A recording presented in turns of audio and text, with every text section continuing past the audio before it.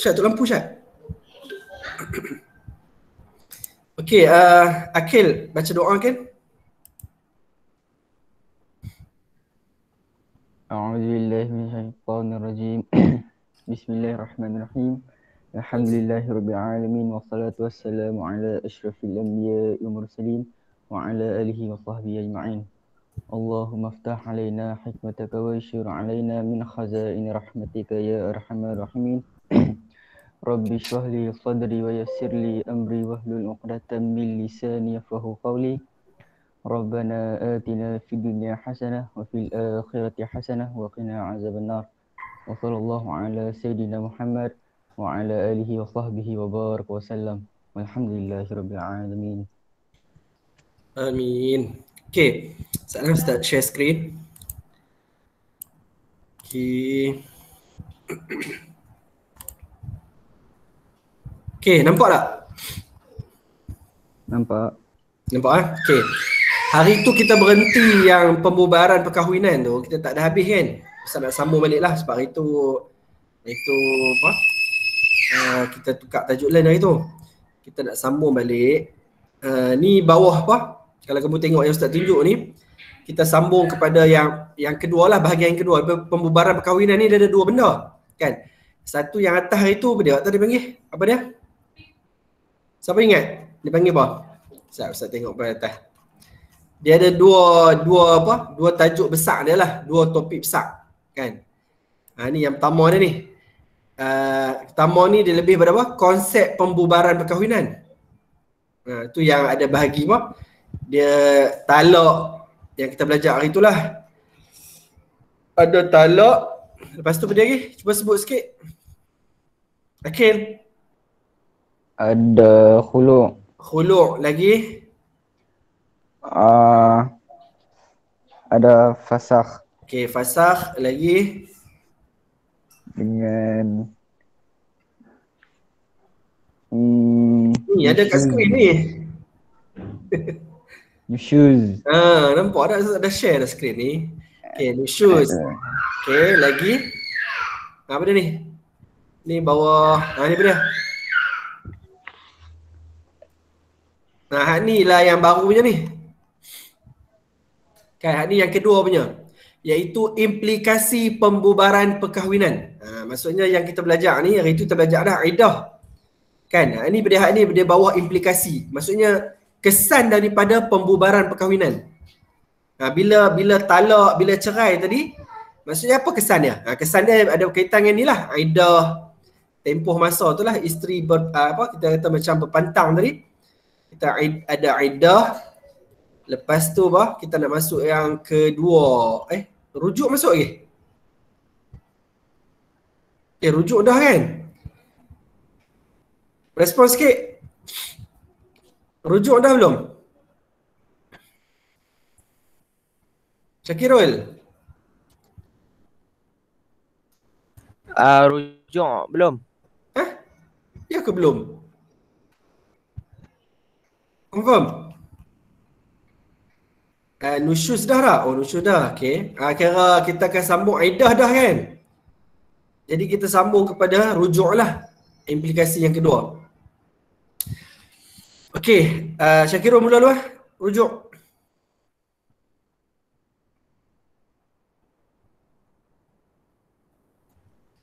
Syakirul? Apa ni? Pengertian rujuk dari segi bahasa. Ya. Pengertian rujuk dari segi bahasa bermaksud kembali.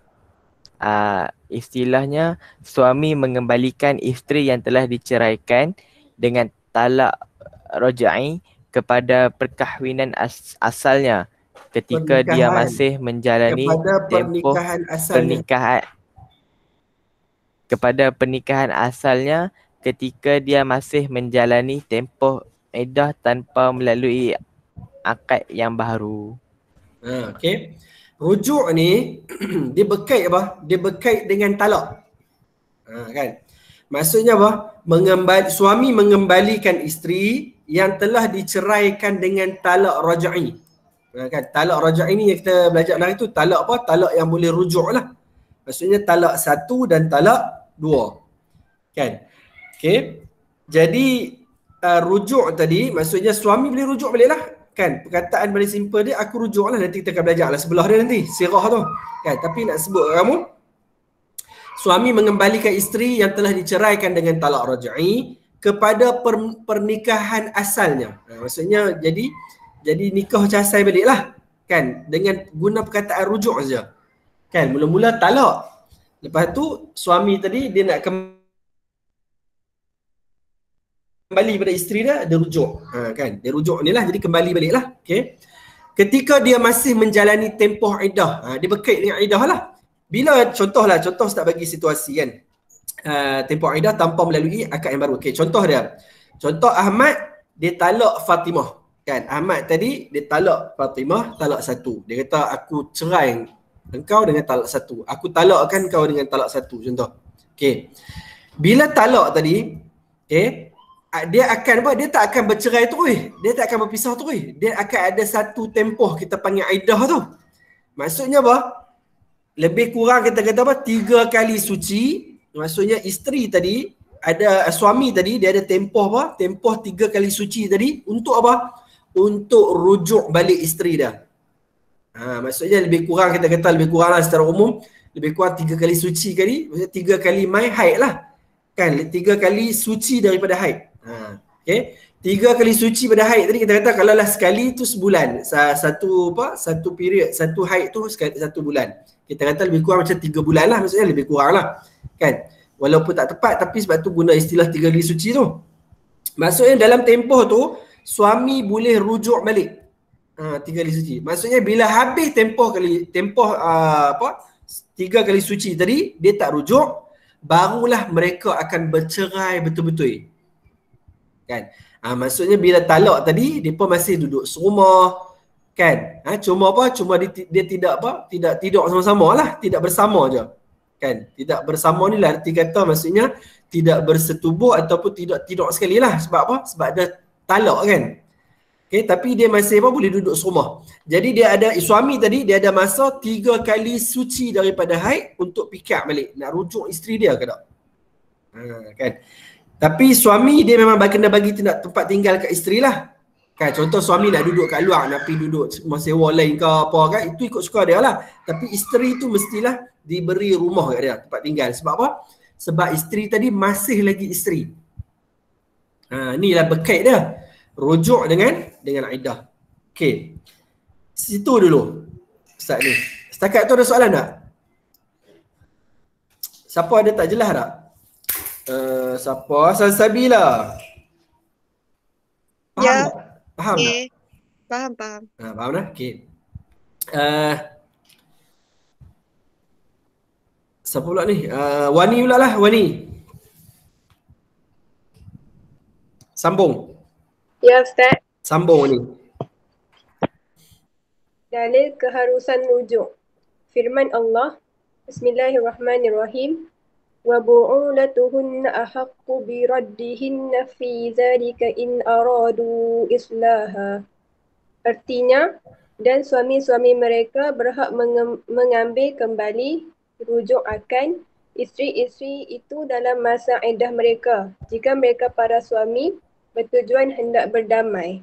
Okey. Ni dalil ni daripada surah Al-Baqarah ayat 228 ni. Maksudnya apa? Allah Ta'ala kata suami berhak mengambil kembali. Maksudnya boleh rujuk balik isteri-isteri dia. Dalam masa iddah jika mereka para suami bertujuan hendak berdamai. Kan? Jadi 3 benda tadi kamu kena ingat lah. Dia berkait. Talak, ada tempoh iddah, lepas tu boleh rujuk. Jadi rujuk tadi boleh tak dengan fasakh? Tak boleh lah. Rujuk boleh tak dengan apa? Kita kata dengan khulu'? Tak boleh lah. Dia memang dia punya apa? Pairing dia. Dia punya pasangan dia adalah talak, iddah. Iddah ni boleh dengan benda lain tak? Kan? Kalau fasakh pun dia ada iddah juga. Kan? Tapi yang talak dengan rujuk ni dia sekali. Cuma bila nak rujuk, dia kena tengok apa? Masa iddah dia. Tempoh tu. Tempoh iddah tadi yang kita dah belajar sebelum ni, itu berkait dia lah. Okay, ni dalil dia. Okey. Yang seterusnya Akil. Rukun dan syarat rujuk. Suami syaratnya Islam dan tidak murtad, berakal, baligh, tidak dipaksa. Isteri telah disetubuhi, tempoh iddah talak rujui belum tamat, tidak murtad, penceraian bukan secara khulu'. Sirah iaitu lafaz rujuk menggunakan lafaz sharih seperti saya rujuk kamu, atau kinayah seperti saya ambil kamu semula. Tidak dibataskan untuk tempoh tertentu, tidak diikut dengan syarat-syarat tertentu. Tidak diikat. Tidak diikat. Okey.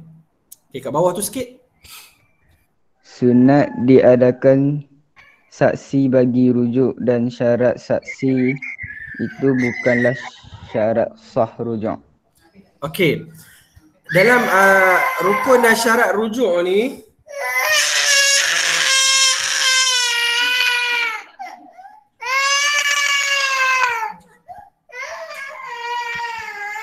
okey. Rukun dan syarat rujuk. Ya, waktu kelas ni lah dia nak merap ustaz tu dah. Okey. Okey, rukun yang ni lah. Ada suami isteri apa semua ni. Okey. Ada sirah. Okey, cuma dia kalau kamu ingat lah, biasa kalau kita belajar, biasanya orang akan sebut siswa, suami isteri. Kan? Tu lebih kepada suami, kita kata kalau yang perkahwinan tu kan, rukun perkahwinan kamu ingat tu siswa tu lah. Okey, cuma rukun untuk rujuk ni dia ada 3 ni je lah. Suami tadi, ada isteri, ada sirah.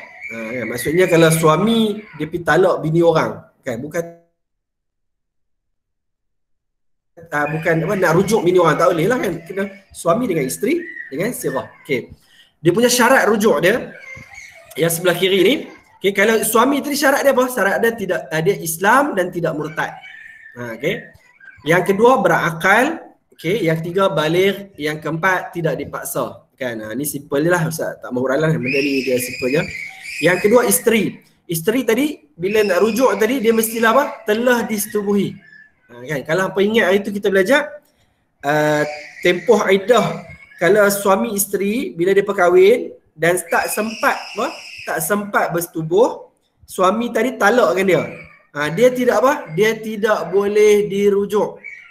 Okey, dia tidak boleh dirujuk. Jadi sebab tu syarat dia mesti telah disetubuhi. Okey. Yang kedua, bila tadi saya sebut tadi kan, bila belum disetubuhi tadi, dia dia tak boleh dirujuk. Dan sebab apa tak boleh dirujuk? Sebab dia tak ada iddah pun. Maksudnya, contoh Ustaz bagi itulah, Ustaz ulang balik lah kan.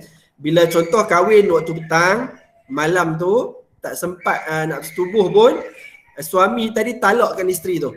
Kan? Bila talakkan isteri tadi, terputuslah hubungan suami isteri. Maksudnya pagi esok, isteri tu boleh menikah dengan orang lain dah.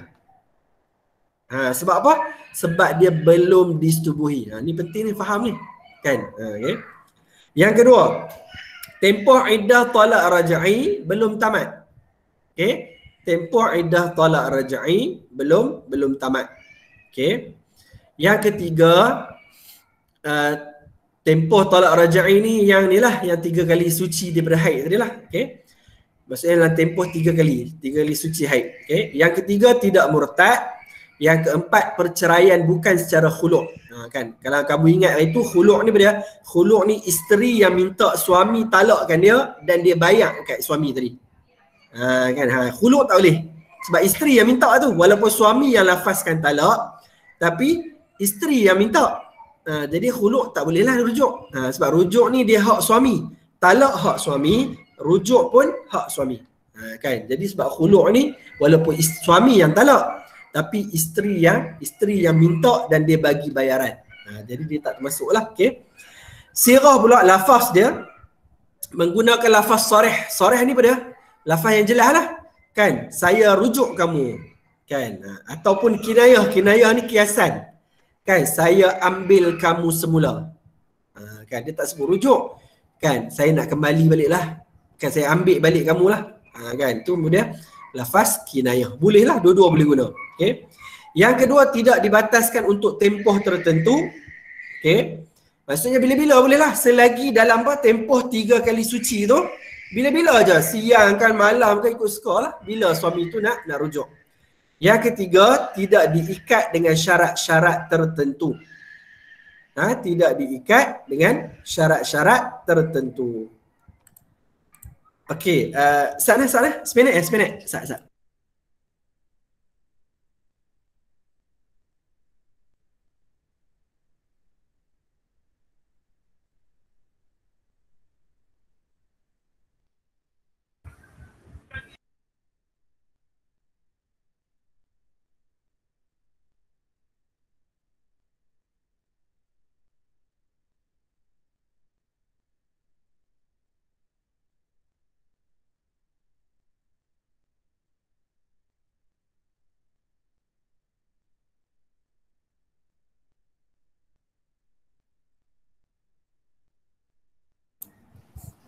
Okey, kita sambung balik. Ustaz terpaksa ambil dia teriak tak berhenti. Duduk kat ustaz ni baru dia okey lah. Okey. Bawah tadi dia. Sunat diadakan saksi bagi rujuk dan syarat saksi itu bukanlah syarat sah rujuk. Okey, maksudnya sunat je lah saksi ni. Maksudnya kalau tengah-tengah malam tiba-tiba suami tadi dia nak rujuk balik dengan isteri, boleh lah. Kan? Cuma sunat ni maksudnya kalau ada orang lain lah. So, ada orang lain, maksudnya dia sebut perkataan rujuk tadi, ada seorang saksi tengok. Sunat. Boleh buat macam tu. Tapi dia bukanlah syarat sah rujuk. Maksudnya kalau rujuk tak ada saksi pun, tak ada masalah. Okay. Okay, hikmah ni Ustaz baca lah cepat sikit. Sebab kita nak perhabis terus, ada sampai tajuk ni nak perhabis terus. Okay, hikmah rujuk. Hikmah rujuk yang pertama, memberi peluang kepada suami yang menyesal kerana menjatuhkan talak untuk kembali bersama isteri semula. Sebab apa? Sebab dia bila dia talak, suami yang talak. Jadi suami tadi dia ada masa lebih kurang 3 kali suci isteri tadi haid. Untuk apa? Untuk fikir balik, nak rujuk ke tak? Kan sayang lagi dah kat isteri dia. Okay, itu dia hikmah dia. Yang kedua, mengelakkan permusuhan dan dendam antara suami dengan isteri. Okay, bila rujuk ni jadi kembali baliklah, kan, boleh mengelakkan permusuhan. Okay, yang ketiga, mengelakkan keruntuhan rumah tangga. Kan, jadi rujuk ni juga bila rujuk balik terbatal lah, tak jadi nak bercerai lah, kan, sebab apa? Dia rujuk balik. Yang keempat, merapatkan semula hubungan silaturahim. Okay. Yang kelima, memberi peluang untuk membina semula rumah tangga dengan membetulkan kesilapan lalu. Kan? Jadi fasa talak ni sebenarnya hikmah Allah Ta'ala buat hukum tu untuk apa? Untuk suami tadi fikir balik. Kan? Bila kita kata lebih kurang 3 bulan tadi, 3 kali suci tadi, kan, bolehlah fikir sayang lagi ke dak rumah tangga tadi, sayang lagi dak kat isteri tadi, kan, ataupun kalau masalah pada isteri, mungkin isteri tu pun fikir balik dah, kan. Jadi sama-sama boleh mengelakkan daripada perceraian. Okey. Tapi yang seterusnya, yang tadi yang dua tadi implikasi, kan. Implikasi kita kata pembubaran perkahwinan. Dia ada apa? Dia ada iddah dengan rujuk. Okey. Yang seterusnya pula berkaitan dengan hak isteri dan anak selepas pembubaran perkahwinan. Ini implikasi juga, tapi berkaitan dengan hak isteri dan anak selepas pembubaran perkahwinan. Okey, ni Nurin pula sambung.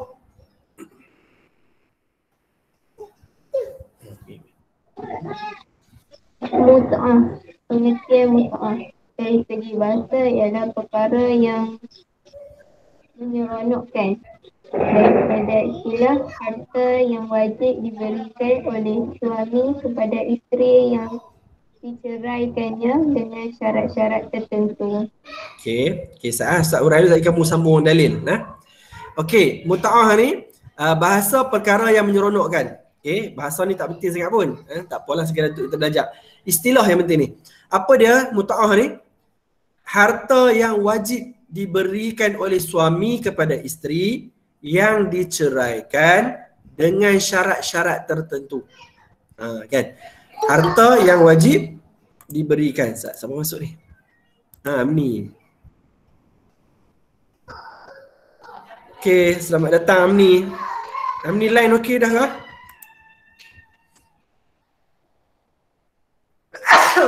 Alhamdulillah.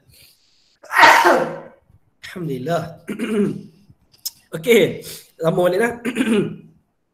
Harta yang wajib diberikan oleh suami kepada isteri yang diceraikan dengan syarat-syarat tertentu. Maksudnya harta ni suami dia wajib bagi kepada isteri yang diceraikan. Tapi dia ada apa? Dia ada dengan syarat-syarat tertentu. Kita akan belajar lah apa syarat dia. Kan inilah kita kata apa? Kemuliaan orang perempuan lah. Kan Islam bagi nak menikah bayar mas kahwin. Kan kat orang perempuan. Bila cerai, orang lelaki juga kena bagi sagu hati.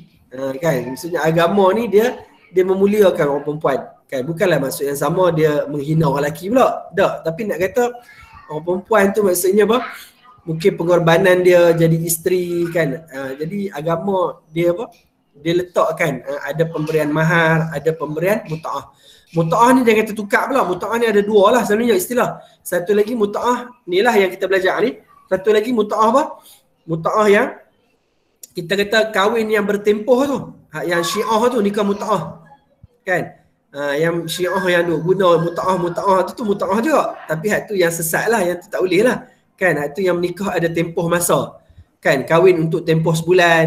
Kan? Kahwin untuk tempoh setahun. Kan? Beberapa hari. Itu muta'ah yang hak perkahwinan tu lah. Yang muta'ah yang dalam bab yang kita belajar ni adalah apa? Harta yang wajib diberikan oleh suami kepada isteri dia. Okey. Terus Nurin, dalil. Dalil kewajipan muta'ah. Firman Allah. A'udzubillahi minasyaitonir rajim. Bismillahirrahmanirrahim. La junaha 'alaikum in talaqtum nisaa ma lam tamassuhunna aw tafridu lahunna fariidatan. ومتعوهن على الموسع قدره وعلى المقتر قدره متاعا بالمعروف حقا على المسلمين. Sadaqallahul azim. Artinya kamu tidak bersalah dan tidak menanggung bayaran mas kahwin jika kamu menceraikan isteri-isteri kamu sebelum kamu sentuh bersetubuh dengan mereka atau sebelum kamu menetapkan mas kahwin untuk mereka. Walaupun demikian, hendaklah kamu memberi muta'ah kepada mereka yang diceraikan itu, iaitu suami yang senang hendaklah memberi perbelanjaan itu mengikut kemampuannya, dan suami yang susah pula mengikut kemampuannya sebagai pemberian sagu hati menurut yang sepatutnya dan sebagai satu kewajipan ke atas orang yang melakukan kebaikan. Okey, terima kasih Nurin. Okey, dalam ayat ni pertama Allah Ta'ala sebut apa? Maksudnya kamu tidak bersalah, tidak menanggung bayaran mas kahwin. Ini contoh apa? Contoh kalau suami dia ceraikan isteri dia sebelum dia disentuh ataupun sebelum dia bersetubuh dengan mereka, dengan isteri tadi lah. Okay. Jadi itu yang pertama. Yang kedua apa dia? Kalau yang dah kahwin, lepas tu dah kita kata dah bersama lah. Okay. Jadi suami tadi bolehlah dia memberi apa? Memberi sagu hati kepada isteri tadi dalam bentuk apa? Ni dah sebut sini, hendaklah memberi pembelanjaan. Okay. Mengikut kemampuan. Jadi kalau suami dia duit banyak, dapat banyak sikit. Kalau suami dia orang susah, dapat sikit lah. Tapi maksudnya adalah sagu hati yang agama syariatkan. Ini dalil dia lah. Dalil apa? Kewajipan muta'ah tadi. Okey, kadar muta'ah berdasarkan persetujuan antara suami dengan isteri pada kadar yang munasabah mengikut kemampuan suami. Jika persetujuan tidak tercapai, mahkamah syariah akan menentukan kadarnya. Kan? Bila bercerai tadi, bercerai secara elok tadi, maksudnya apa? Suami dan isteri boleh bincang, maksudnya nak bagi sagu hati tu, maksudnya kadar kemampuan suami tadi. Ikut persetujuan. Kalau tak setuju, Kan suami nak bagi sikit sangat, yang bekal isteri tadi nak banyak. Kan jadi kena bawa kat mahkamah lah. Mahkamah yang akan tentukan berdasarkan kemampuan suami tadi. Okey, terus ni sikit je lah. Yang hikmah dia, satu yang hikmah lah, memberikan ketenangan dan mengurangkan tekanan perasaan isteri disebabkan perceraian. Ini antara hikmah paling besar lah. Sebab apa agama syariat kan, supaya suami dia bagi sedikit sahaja hati kepada isteri dia. Untuk apa? Untuk memberikan ketenangan dan mengurangkan tekanan perasaan isteri. Kan? Yang kedua, menggalakkan suami supaya merujuk kembali dengan isteri jika bukan tolak bain. Ni nak galakkan, kalau cerai kena bagi duit. Jadi biar rujuk balik. Kan? Itu lebih kurang apa? Nak bagi susah sikit lah. Kan? Lepas tu yang seterusnya, menghilangkan permusuhan antara pasangan yang bercerai.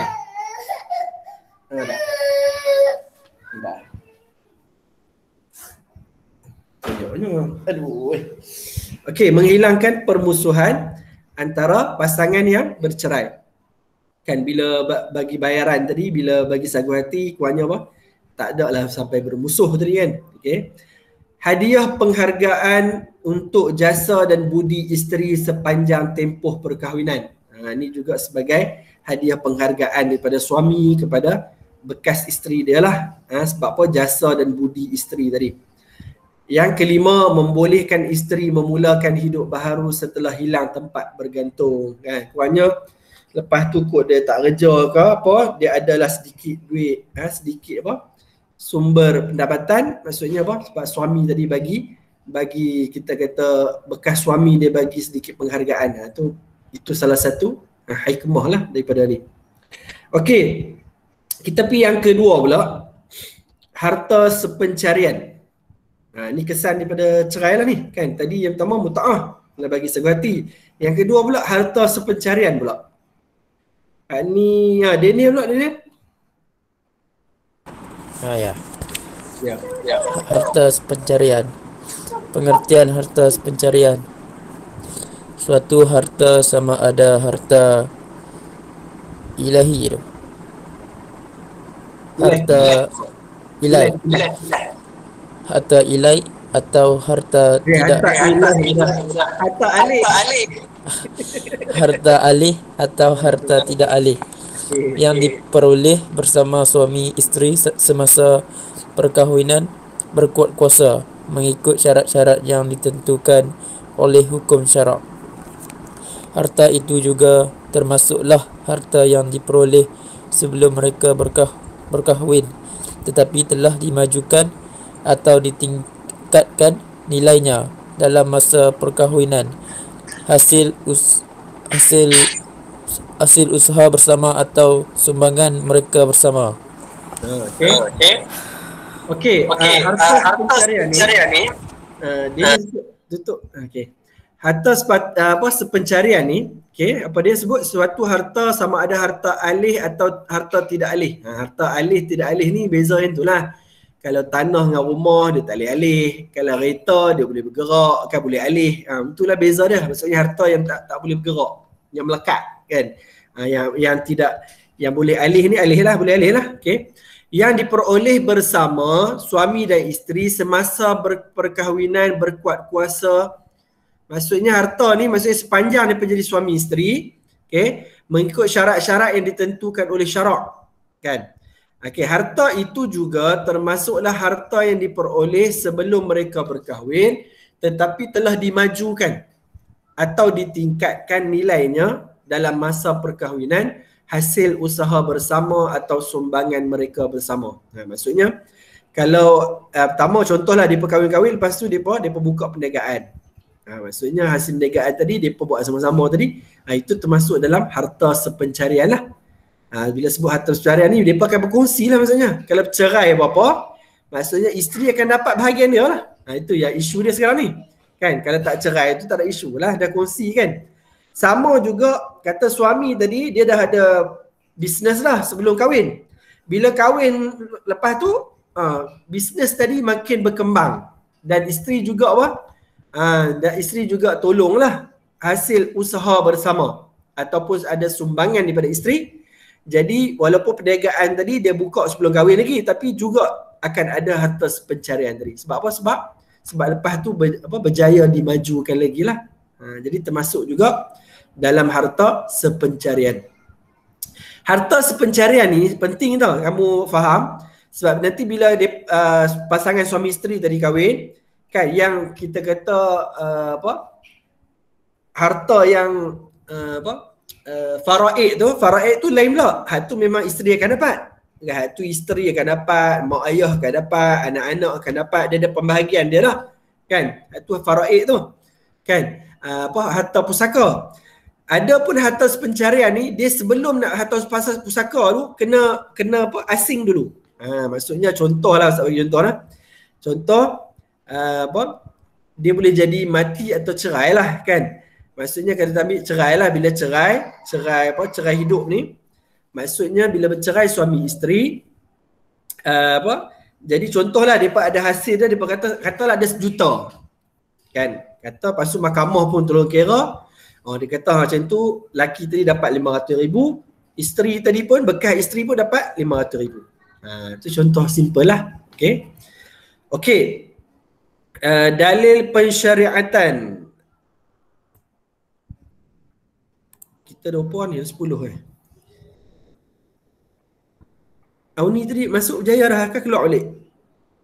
Tak ada dah. Auni memang masalah internet. Macam mana nak buat? Aida, sambung Aida.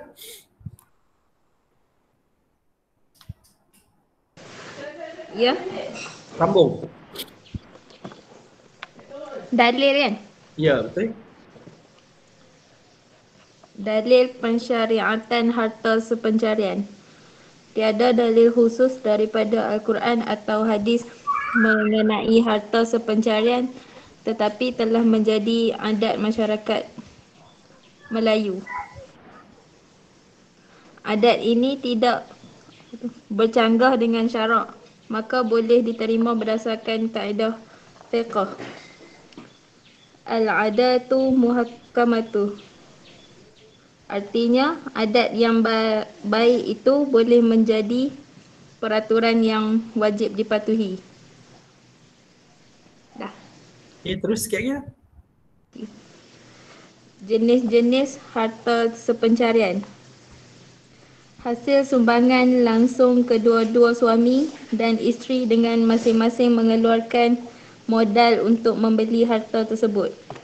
Yang kedua, hasil sumbangan tidak langsung pasangan melalui nasihat, idea, bimbingan, motivasi, menjaga keselesaan dan seumpamanya sehingga harta tersebut diperoleh. Okey, Aida, terima kasih. Dalil pensyariatan harta sepencarian. Maksudnya apa? Kat sini poin penting dia, tak ada dalil khusus daripada Quran dan hadis mengenai harta sepencarian ni. Memang tak ada ayat Quran, tak ada hadis pun. Tapi dia jadi Dia jadi budaya masyarakat Melayu dari dulu lagi lah. Kan, adalah budaya kita. Jadi adat ni, kan, dia ada bab-bab hukum hakam ni, dia berbeza tau. Kalau adat berkaitan dengan amal ibadat, kita nak kena hold dululah, kena tengok. Sebab apa? Sebab ibadah ni, walaupun adat kita buat, tak mestinya betul. Sebab ibadat ni dia benda yang disyariatkan oleh Nabi. Kan, benda yang Allah Ta'ala syariatkan melalui Nabi. Adapun hukum hakam yang muamalat ni, bukan bab ibadat. Maksudnya hak ni boleh dipertimbangkan. Jadi tu yang adat itu tidak bercanggah dengan syarak. Itu yang kita belajar adat al-urf. Kan kita belajar kan? Belajar kan tahun lepas. Dalil-dalil yang tidak disepakati tu, uruf fasid dengan uruf yang sahih kan. Maksudnya adat apa yang sahih yang boleh kita tak bercanggah dengan syarak, ada pula adat yang bercanggah dengan syarak. Jadi ada pun yang harta sepencarian ni, dia termasuk benda yang baik lah kan, sebab kan sama-sama bangunkan syarikat, sama-sama berniaga, tiba-tiba bercerai, isteri tak dapat apa. Jadi dia tidak menepati dari segi kita kata dari segi agama pun tak apa tepat. Sebab apa kita kata tak ada keadilan lah kat situ kan, sebab isteri juga menyumbang kan. Jadi adat tadi walaupun tak ada dalam syariat, Tak ada lah Quran dengan hadis, tapi apa? Adat tadi dia tidak bercanggah dengan syarak. Ini kaedah usul fiqh lah ni. Al-adatu muhakkamah. Kan? Adat tadi maksudnya adat yang baik lah, yang tidak bercanggah dengan syarak, dia boleh apa? Dia boleh dijadikan hukum. Maksudnya bila dijadikan hukum, maksudnya apa? Dia peraturan yang wajib dipatuhi. Itu maksud dia. Okey. Tu berkaitan apa? Dalil. Okey. Jenis harta, jenis-jenis pula. Yang pertama ni senang lah. Ni senang. Sebab apa? Suami isteri dia berkongsi modal. Kan? Masing-masing keluar modal. Kan? Untuk beli harta ke, untuk bina bisnes tu ke. Kan? Keluar modal untuk beli barang-barang, untuk jual. Kan? Apa-apalah. Okay? Maksudnya kalau kita kata jual, walaupun apa, menega tepi jalan ke, kedai makan ke. Kan? Isteri pun buat keluar duit, suami pun buat keluar duit. Itu memang apa? Memang mereka hak bersama lah betulnya. Kan? Okay. Yang kedua pula, hasil sumbangan yang tidak langsung. Kalau modal tadi secara langsung lah. Maksudnya apa? Isteri tadi mungkin tak keluar modal. Tapi apa? Dia selalu bagi nasihat kat suami. Dia bagi idea. Dia bagi bimbingan, motivasi, jaga keselesaan. Dan dia bagi dia tolong suami kan. Yang ni pun apa? Termasuk juga dalam boleh dapat harta sepencarian juga. Walaupun dia tak keluar modal. Tapi dia apa? Dia bagi bantuan-bantuan yang lain kepada suami tadi. Jadi dia juga ada hak untuk berkaitan dengan harta sepencarian. Okey, kadar dia kadar ni siapa pula? Alia. Kadar harta sepencarian. Ia ditentukan oleh mahkamah syariah berdasarkan beberapa perkara berikut. Yang pertama, sumbangan yang diberikan dalam bentuk wang, harta atau kerja sehingga harta tersebut diperoleh. Yang kedua, hutang yang dibuat oleh salah satu pihak bagi manfaat dan kebaikan bersama. Yang ketiga, keperluan anak yang belum dewasa dalam perkahwinan tersebut. Okey, last hikmah. Hikmah harta sepencarian. Memberikan hak kepada pihak yang berhak, mengiktiraf sumbangan pasangan dalam mendapatkan harta, menegakkan keadilan dan menutup pintu kezaliman seperti yang ditentukan yang dituntut oleh Islam, membela keperluan anak-anak yang masih kecil, mengelakkan permusuhan dan sangka buruk antara suami dengan isteri. Okey. Okey. Kita tengok kadar dulu, kadar harta sepencarian. Okey, dia ada berapa? Ada 3 lah. Dasarkan beberapa perkara berikut. Yang pertama pada sumbangan yang diberikan dalam bentuk wang, harta atau kerja sehingga harta tersebut diperoleh. Kami ni kira apa? Kadar harta sepencarian tadi maksudnya sumbangan yang diberikan tadi. Kan sama ada dalam bentuk wang, harta atau pekerja sehingga harta tersebut diperoleh. Maksudnya dia layak lah ni. Yang kedua pada hutang yang dibuat oleh salah satu pihak bagi manfaat dan kebaikan bersama. Kan, contoh isteri buat dia yang berhutang untuk suami. Jadi termasuk jugalah ni. Hutang yang dibuat oleh salah satu pihak bagi manfaat dan kebaikan bersama. Yang ketiga, keperluan anak yang belum dewasa dalam perkahwinan tersebut. Maksudnya keperluan anak yang belum dewasa dalam perkahwinan tersebut juga ni termasuk dalam kadar harta. Ni maksudnya ni siapa yang tentu saja? Dia akan ditentukan oleh mahkamah syariah lah. Kan? Dia ditentukan. Dia tak payahlah bab ni. Bab ni senangnya kita akan bawa mahkamah aja. Dia akan tolong kira. Kan? Okay? Dia akan nilai secara detail lah. Kita belajar ni maksudnya kita lebih kepada apa? Secara umum lah. Maksudnya kamu tahu lah kalau orang perempuan, kamu tahu hak kamu sebagai seorang isteri. Kan? Kalau orang lelaki pula dia tahu apa pula hak isteri dia. Itulah tujuan belajar. Sebab tu Ustaz selalu sebut kamu subjek kita ni belajar bukan nak sekadar untuk periksa.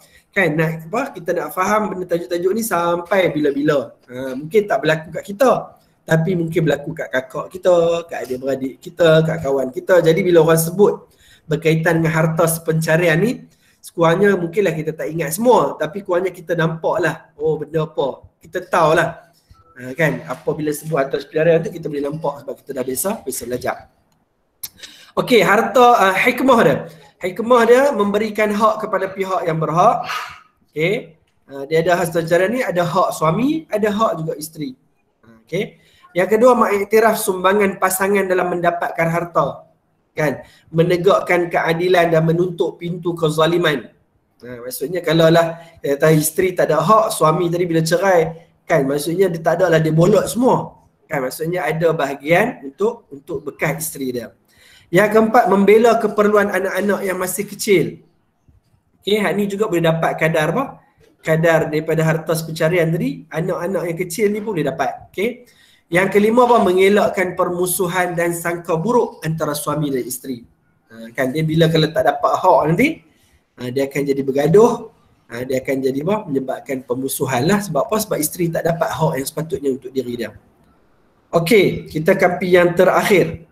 Ustaz nak cepatkan, kita nak perhabis tajuk ni je. Okey, hari ni pun kita tak buat quiz lah.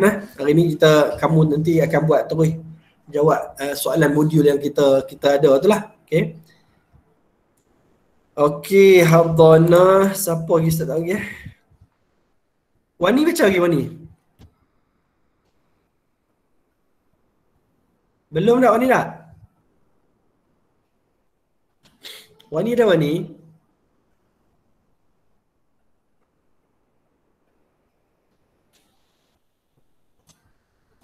Wani? Wani tak ada ke? Tandah apa? Husnina. Pengertian hadonah bahasa di sisi istilah mengasuh dan mendidik kanak-kanak. Oh, Wani baca lah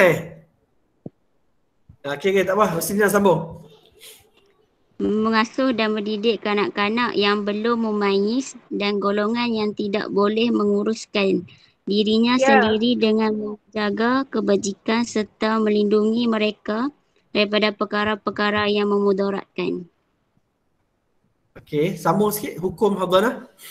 Hukum hadonah. Hadonah iaitu mengasuh dan mendidik kanak-kanak yang belum memayis atau anak-anak yang gila atau golongan yang tidak mampu menguruskan diri sendiri walaupun telah dewasa adalah wajib bagi mengelakkan mereka terdedah kepada bahaya dan kemudaratan. Okey. Ini tajuk hadhanah pula hadhanah. Ni masih sama jugalah, tajuk dia berkaitan dengan implikasi juga. Okey. Selepas pembubaran perkahwinan. Dari segi bahasa dia maksudnya di sisi. Dari segi istilah, mengasuh dan mendidik kanak-kanak yang belum memayis dan golongan yang tidak boleh menguruskan dirinya sendiri dengan menjaga kebajikan serta melindungi mereka daripada perkara-perkara yang memudaratkan. Maksud senang dia benda. Maksudnya hadhanah ni, maksudnya kalau suami isteri bercerai, maksudnya siapa yang akan dapat hak penjagaan anak tadi. Kan? Jadi ini untuk apa? Untuk budak-budak yang belum, kanak-kanak yang belum memayis lah. Kalau besar dah, contoh macam besar macam kamu kan. Kamu boleh apa? Kamu boleh fikir, kamu boleh pilih. Nak duduk dengan ayah ke nak duduk dengan mak. Tapi kalau budak kecil, dia tak boleh pilih. Jadi apa? Ni nanti kita akan tengok lah. Siapa yang berhak, paling berhak dapat kan. Tapi nak sebut kamu, bila sebut hadhanah ni senang je. Kamu ingat je apa dia? Hak penjagaan anak. Kan? Bila isu ni jadi, bila berlaku perceraian lah. Kalau tak bercerai, dia tak ada isu lah. Jadi siapa yang berhak mengasuh dan mendidik kanak tadi? Ataupun kalau bukan kanak-kanak, maksudnya golongan yang tidak boleh menguruskan dirinya sendiri. Ni apa? Macam-macam penyakit lah kan. Ada yang dah besar tapi dia tak boleh urus diri dia kan. Ada beberapa kita kata penyakit tertentu yang menyebabkan budak tadi dia tak boleh uruskan diri dia, termasuk juga dia pun macam kanak-kanak jugalah. Maksudnya dia tak boleh buat keputusan nak ikut ayah ke nak ikut mak. Okay? Jadi yang ni lah maksudnya berkaitan dengan hak hadhanah lah. Okay? Berkaitan dengan hadhanah tadi. Okey, dari segi hukum, hadhanah iaitu mengasuh dan mendidik kanak-kanak yang belum memayis atau anak-anak yang gila atau golongan yang tidak mampu menguruskan diri sendiri walaupun telah dewasa adalah wajib bagi mengelakkan mereka terdedah kepada bahaya dan kemudaratan. Jadi hukum hadhanah ni wajib lah. Wajib pun untuk golongan tadi lah, kanak-kanak yang belum memayis ataupun anak-anak yang gila kan, ataupun yang tak boleh uruskan diri dia kan. Jadi dia termasuk dalam hukum dia wajib Kan sebab apa, kalau tak ada hak penjagaan tadi siapa nak jaga dia? Kan jadi boleh mengelakkan daripada mereka terdedah kepada bahaya dan kemudaratan. Okey.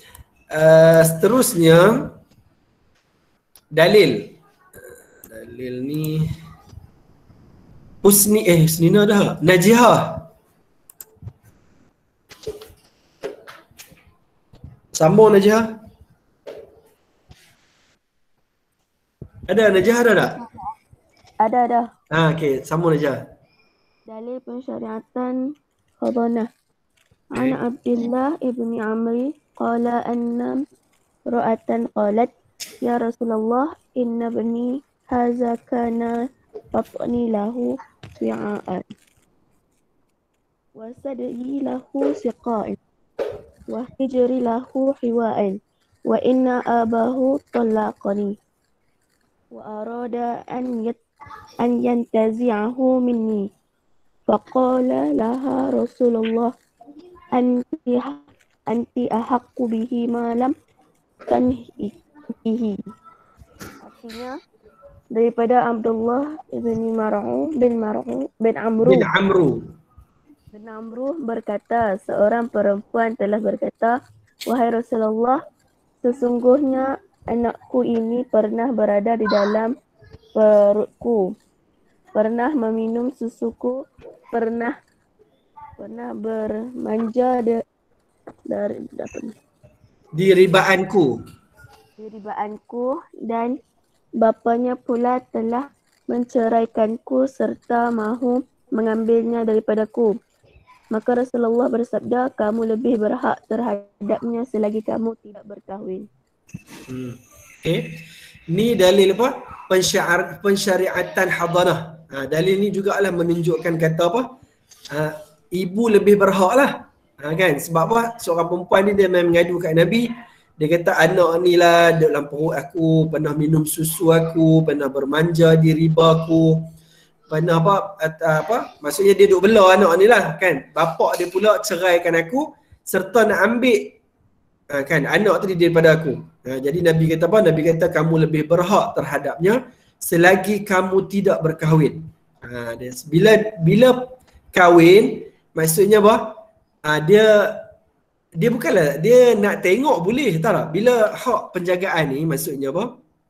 Bukanlah kalau suami isteri bercerai, anak tadi duduk dengan mak, bukanlah bermaksud ayah tak boleh tengok terus. Ayah boleh tengoklah. Depa biasanya mahkamah dia akan keluar, dia akan bagilah berapa masa untuk ayah tadi, mungkin boleh duduk kat ayah 1 hari ke, kat mak 6 hari. Maksudnya dia boleh gilak, tapi yang banyaknya akan dapat kat mak lah. Kan? Maksudnya ayah tadi ada hak untuk tengok jugalah kan, kata Ali sebab dia juga ayah kan. Tapi hak tadi dia boleh berpindah kepada orang lain kan, selagi isteri tadi dia tak menikah lain. Kan, kalau dia menikah lain dia akan pindah lah. Kan nanti kita tengoklah lepas ni dia punya huraian dia pula. Okey. Kita balik Syakirul balik Syakirul ada? Ada. Okey. Ini tempoh hadanah ni. Ya. Hadanah bermula sejak kelahiran anak sehingga dia mumayyiz, iaitu dia boleh menguruskan dirinya sendiri tanpa bantuan orang lain. Bagi anak yang gila, hadanah berterusan walaupun setelah baligh sehingga penyakit gilanya hilang. Okey, Ustaz sambung balik. Kamu sambung balik Ustaz urai dulu. Okey, tempoh hadanah ni hadanah ni bermula sejak kelahiran anak sehingga dia mumayyiz. Mumayyiz ni maksudnya dia boleh beza dah. Masa tu dia boleh menguruskan diri dia sendiri dah. Bukan balik atau mumayyiz ni maksudnya boleh beza antara benda baik dengan benda tak baik. Maksudnya mungkin sekitar umur kita kata 4-5 tahun dah boleh dah. 4-5 tahun, 6 tahun. Maksudnya masa tu dia boleh urus diri dia, tanpa bantuan orang lain. Itu paling kurang lah sampai mumayyiz. Maksudnya lepas tu bukanlah dia tak boleh duduk dengan mak dia. Maksudnya dia boleh pilih nak duduk dengan siapa. Kan? Sebab apa? Sebab dia dah boleh urus diri dia. Bagi anak yang gila pula, hadanah berterusan walaupun setelah balik sehingga penyakit gilanya hilang. Maksudnya kalau gila semua hidup lah. Kan dia tak ada lah nak tempoh hadanah tu dia tak tidak berakhir lah. Sehinggalah kalaulah gila dia lega contoh kan, penyakit gila dia hilang, barulah tak kena lah. Okey, maksudnya tak tamat tempoh hadanah tu. Okey, terus Syakirul.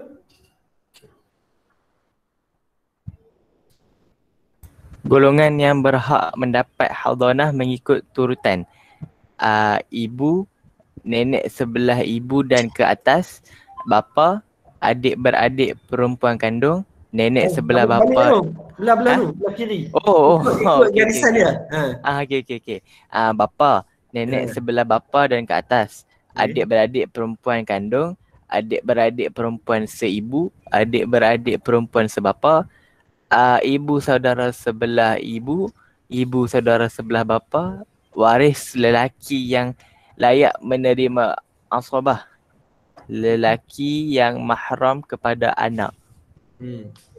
Okey, ni golongan apa? Golongan yang berhak mendapat hadanah. Kamu boleh ingat 4 yang awal tu pun okey dah, kan? Maksudnya yang paling atas sekali, maksudnya bila kes bercerai tadi ada anak kecil tu siapa yang nak jaga? Ni ikut turutan dia lah. Ibu lah orang yang pertama akan dapat. Kan? Bila kalau ibu tak ada, dapat kat siapa? Dapat kat nenek, mak kepada ibu tadi lah. Kan? Nenek sebelah ibu dan ke atas, maksudnya moyang lah. Kan? Mak, atas dia ada mak dia, mak kepada mak, mak kepada mak kepada mak. Kan? Nenek, moyang, tok, nenek, moyang kau sampai atas lah. Okay? Lepas tu baru bapa. Okay? Lepas tu baru bapa. Lepas bapa barulah nenek sebelah bapa dan ke atas. Lepas tu adik-beradik perempuan kandung. Ni belah ibu lah ni. Adik-beradik perempuan kandung, adik-beradik perempuan seibu, kan? Okay? Adik-beradik perempuan sebapa, ibu bapa saudara sebelah ibu, ibu saudara sebelah bapa, kan? Okay? Waris lelaki yang layak menerima asabah. Ni asabah ni istilah untuk apa? Untuk faraid lah. Kita tak payah huraikan jadi panjang pula. Kamu ingat itu je lah, yang layak menerima asabah. Okay, lepas tu lelaki yang mahram kepada anak. Okay, lelaki yang mahram kepada anak. Last sekali, maksudnya kalau anak perempuan, kan, maksudnya lelaki tu maksudnya dia mahram lah. Mungkin kena carilah pak menakan kau, kalau sepupu tak boleh lah, sepupu kan mahram. Maksudnya kalau tak ada siapa yang kat atas tu semua, dia akan pergi kepada lelaki yang mahram dengan pada anak tadi. Okay. Kamu dah kelas tak apa ni? Lepas ni rehat Ustaz. Lepas ni rehat. Apa ada rehat ke Ana? Ada rehat ikut sekolah. Okey, sekolah. Okey. Saat sikit kita nak habis dah. Okey. Yang tu dah. Hikmah dia. Okey, Ustaz tulislah cepat sikit. Okey. Hikmah dia menjamin kebajikan golongan yang lemah dan memerlukan. Kebajikan terutamanya kepada anak tadi lah. Okey.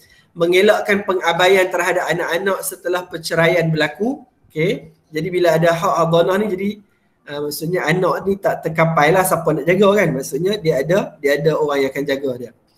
Yang ketiga, menjaga hubungan silaturahim setelah perceraian. Kan bila ada anak tadi, maksudnya anak suami dengan isteri mungkinlah mereka bercerai, berputus. Tapi anak dengan ayah, anak dengan mak, dia sampai bila-bila lah kan. Okay. Menjamin anak-anak terdidik dengan didikan yang sempurna setelah perceraian kedua-dua ibu bapanya. Kan? Yang seterusnya menjamin keharmonian masyarakat kerana setiap anak yang membesar mendapat pembelaan dan didikan yang sempurna. Okay.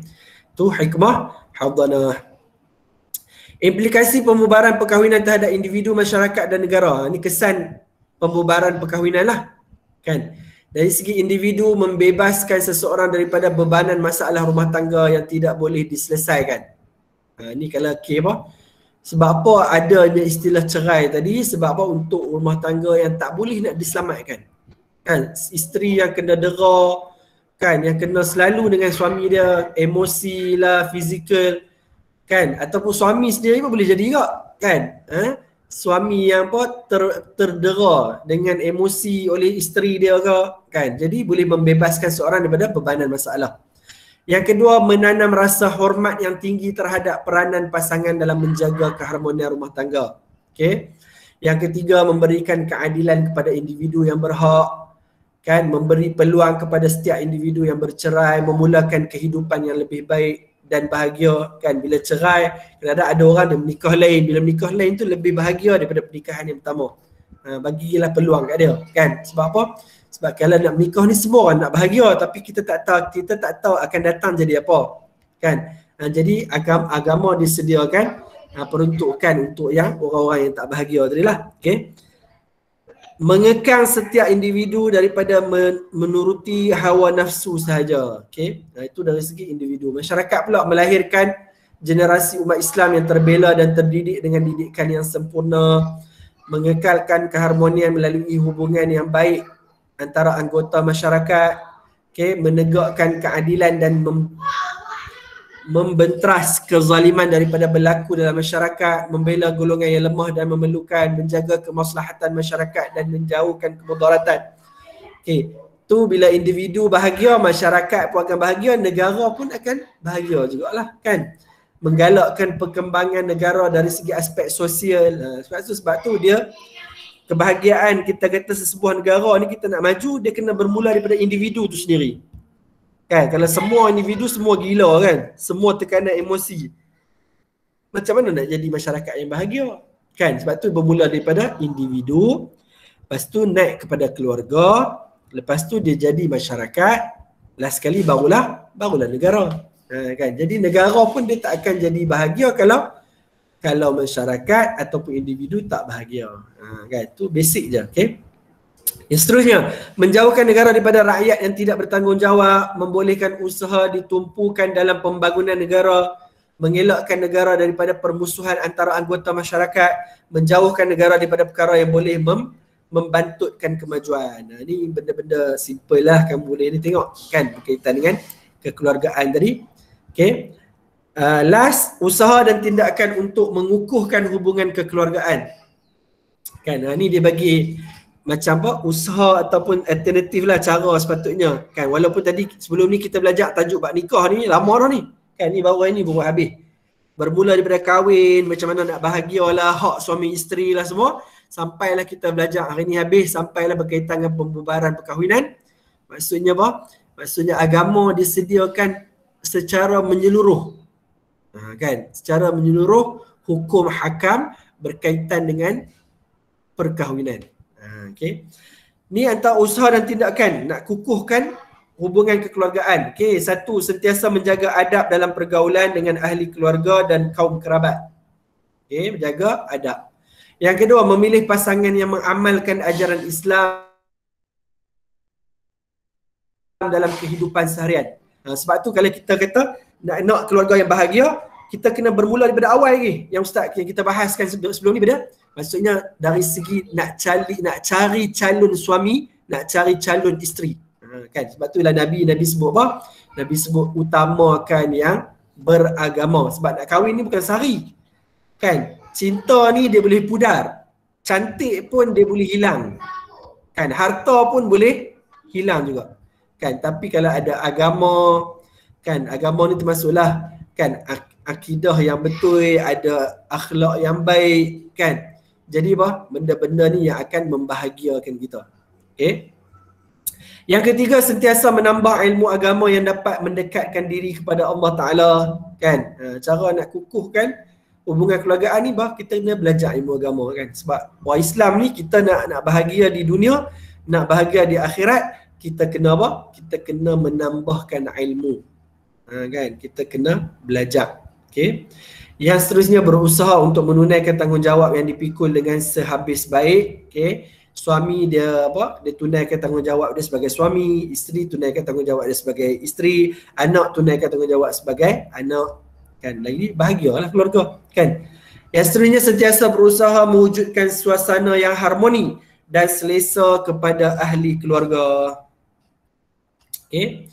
Ini yang penting seorang ayah dia usaha, kan, maksudnya beli rumah yang elok, yang selesa, kan. Zaman lah ni kita kata kalau ada rumah dekat untuk anak lelaki, paling kurang lah rumah anak lelaki ada satu bilik, anak perempuan ada satu bilik, kan, maksudnya dia kena sampai tahap macam tu lah, kan. Maksudnya banyak benda lah, kan. Kita kata ada kemampuan nak bagi pendidikan yang baik untuk anak-anak, kan, ada duit untuk jamu mereka makan, untuk beli pakaian kat mereka, kan. Jadi banyak aspek lah yang kita yang kita boleh lihat daripada tajuk yang kita belajar ni. Okey, saya rasa sekadar tu. Ada soalan tak? Oh, Amni boleh masuk ni. Amni okey ni? Okey Ustaz. Maaf. Line tak elok ke? Ya? Apa ni? Line tak elok ke? Line tak berapa nak clear semenjak ni. Oh, internet ada, cuma line tak elok. Ya. Kamu pakai line apa? Mesej. Oh, mesej. Kawasan kamu mesej tak okey Sebelumnya okey je. Saya tak tahu dah 3 hari. Telefon. Kau pakai telefon lah ni? Saya pakai telefon. Oh, masalah tu pula lah. Payah kau. Tak tahu, Ustaz pun tak tahu nak kata macam mana juga ni kan. Benda lain kan, benda yang di luar kemampuan kita lah kan, benda yang di luar kawalan kita. Tak apalah, insyaAllah ni lah, kalau boleh masuk. Tak apa, nanti ni Ustaz rakam ni. Nanti Amni boleh ni Ustaz akan upload dalam YouTube lah kan. Setakat Allah tekat bila Ustaz upload nanti apa boleh rujuk lah kan. Tekat tempat nanti pun ada Ustaz buat juga dengan kelas ke tempat, Ustaz rakam kan. Kamu boleh tengok kan, bila-bila masa je. Kelas hari ni pun nanti Ustaz akan upload, Ustaz akan bagi link apa kan. Nak mudah hampa cari je lah dalam YouTube, nanti type je nama Ustaz kan, type nama penuh Ustaz, akan ada dalam YouTube lah. Okay, jadi yang penting jangan lupa subscribe, like, komen. Ustaz buat sikit je video, kalau hampa tak subscribe pun memang tak dapat apa pun, reality confirm dah tak dapat. Okey, faham tak? Ada soalan tak sebelum nak berhenti ni? Ada soalan tak apa-apa nak tanya? Tajuk sepanjang kita belajar tajuk perkahwinan ni dan juga pembubaran perkahwinan ni, ada soalan tak? Aida, ada soalan tak? Tak ada. Tak ada. Kita sebut seorang lah, dengar sebelum habis kan. Salsabila ada soalan? Tak ada. Tak ada. Wani ada soalan? Tak ada. Tak ada. Nurin ada soalan? Ada Ustaz. Ada? Tidak ada. Tidak ada. Okey. Alia ada soalan? Tak ada Ustaz. Ada. Najiha ada soalan? Najiha ada soalan, Najiha? Tak ada Ustaz. Tak ada. Syakira ada soalan tak? Tak ada. Oh, first time Syakira tak ada soalan? Hari ni first time tak ada soalan. Tidak ni banyak kan? Selalu banyak soalan. Denny ada soalan tak? Tiada. Tiada. Okay. Tak ada. Tak ada. Osnina? Tak ada. Tak ada. Amni ada soalan? Tak ada Ustaz. Tak ada. Okey. Tak ada. Okey, tak apalah. Kita berhenti kat situ lah sekadar untuk hari ni. Okey, untuk yang nanti kelas yang seterusnya nanti, macam biasalah, kamu jangan tak buat tau. Buat nota dan juga siapkan latihan tajuk yang dalam modul kita tu lah. Jangan tangguhkan tau. Ustaz lah ni, Ustaz nak kejap. Kita cuba seminggu kelas kamu je lah. Ustaz buat seminggu 2 kali kelas. Kita cuba cepatkan habis syllabus. Lepas tu nanti modul tu kamu kena buat lah, sebab nanti kita nak fokus pada ke tempat pula. Ustaz risau ke tempat kamu juga nanti. Kan? Sebab kita sebab kamu ni dari lagi cabaran sebab daripada tahun lepas kamu kurang belajar dalam kelas kan. Jadi kita kena usaha macam tu lah setakat yang boleh. Selagi kita tak pergi sekolah ni, kalau pergi sekolah nanti lagi banyak membantu lah. Kan Ustaz rasa tak lama pun nak pergi sekolah ni. Lepas raya haji mungkin kita pergi sekolah lah Ustaz rasa. Sebab kamu pun akan mula diberi vaksin nanti. Kan Ustaz jadi penjelarah vaksin untuk kata 5 ni. Kan jadi kamu pun akan dapat vaksin lepas ni. Jadi mungkin lepas ni kita straight lah kot. Harapnya kita boleh straight lah sampai kamu exam lah. Ustaz, kan? Ya. Vaksin tu kena daftar ke ataupun automatically dah daftar dah kami? Ustaz rasa nanti Ustaz yang akan tak nama kat JPN kot Ustaz rasa. Kalau kamu boleh daftar yang MySejahtera dulu, tak apa, daftar je dulu, tak ada masalah. Tapi Ustaz rasa lah, Ustaz tak tahu sebab mesyuarat petang ni. Kita ada kohort kan petang ni kan? Kohort. Petang ni baru mereka beritahu. Ustaz rasa mereka akan beritahu petang ni. Kita tunggu petang ni lah macam mana. Tapi Ustaz memang Ustaz yang penjelarah lah. Ustaz yang akan kena uruskan kamu. Tapi yang setakat yang Ustaz tahu memang mereka akan main sekolah. Mereka main cucuk kamu kat sekolah. Jadi senang lah. Okay, jadi kita tangguhkanlah dengan tasbih kafarah. Subhanakallahumma wa bihamdika asyhadu an la ilaha illa anta astaghfiruka wa atubu ilaik. Okay, Assalamualaikum warahmatullahi wabarakatuh. warahmatullahi Waalaikumsalam.